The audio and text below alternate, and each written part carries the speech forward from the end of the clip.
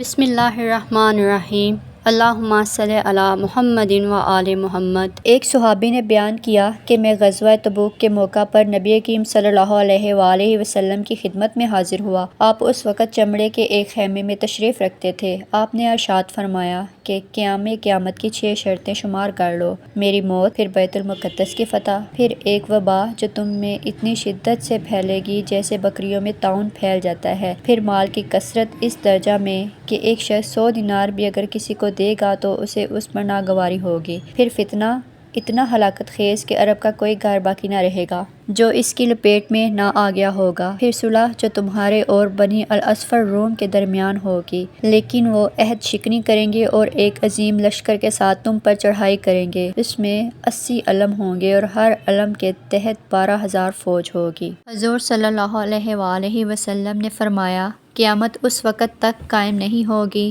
جب تک تم ترکوں سے جنگ نہ کر لو گے، جن کی آنکھیں چھوٹی ہوں گی، چہرے سرخ ہوں گے، ناک چھوٹی اور چپٹی ہوگی، ان کے چہرے ایسے ہوں گے جیسے دوہری ڈال ہوتی ہے، اور قیامت اس وقت تک قائم نہیں ہوگی جب تک تم ایک ایسی قوم سے جنگ نہ کر لو گے جن کے جوتے بال کے بنے ہوئے ہوں گے۔ پھر ایک اور مقام پر نبی کریم صلی اللہ علیہ وآلہ وسلم نے فرمایا، قیامت اس وقت تک قائم نہیں ہوگی جب تک تم ایک ایسی قوم سے جنگ نہ کر لو گے جن کے جوتے بالوں کے ہوں گے، اور قیامت اس وقت تک قائم نہیں ہوگی جب تک تم ایک ایسی قوم سے جنگ نہ کر لو گے جن کے چہرے دوہری ڈھال جیسے ہوں گے۔ پھر اصحاب نے بیان کیا، ان کی آنکھیں چھوٹی ہوں گی، ناک چھوٹی اور چپٹی ہوگی، چہرے ایسے ہوں گے جیسے دوہری ڈھال ہوتی ہے۔ اس کے ساتھ ہی میں آپ سے اجازت چاہتی ہوں، دعاؤں میں یاد رکھیے گا۔ اللہ حافظ۔